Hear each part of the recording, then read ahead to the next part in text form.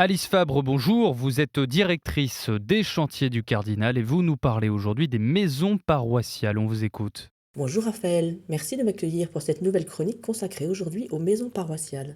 Quand on parle patrimoine religieux, on pense d'abord aux églises, ces lieux uniques et précieux consacrés à la prière et au sacrement. Et juste à côté des églises, il y a souvent les maisons paroissiales. Ces lieux sont ouverts sur le quartier, au quotidien, et c'est là que se met en action la pastorale de l'église. On y accueille les enfants au caté, les futurs mariés, les familles endeuillées pour préparer les messes de funérailles. On y organise des kermesses, on s'y retrouve pour la chorale, on y accueille des sans-abri pour un repas ou une nuit, par exemple dans le cadre d'hiver solidaire qui a commencé récemment. Les chantiers du Cardinal ont reçu cette mission de bâtir et de rénover ces maisons paroissiales, lieux de fraternité. À Bussy-Saint-Georges, en Seine-et-Marne, où je vous emmène, les besoins sont tels que les chantiers du Cardinal participent au doublement de la surface du centre paroissial, qui passe de 250 à 500 mètres carrés.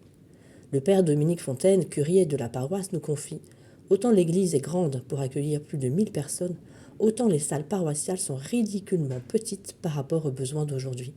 On a de plus en plus de jeunes et d'enfants au caté et à l'aumônerie.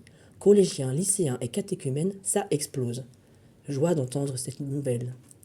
Autre exemple, à Créteil, dans le Val-de-Marne, le relais Saint-Michel vient d'être entièrement rénové et mis aux normes.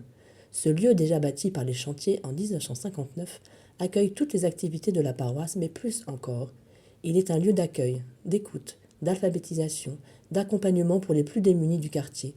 Un lieu où la fraternité et la charité agissent.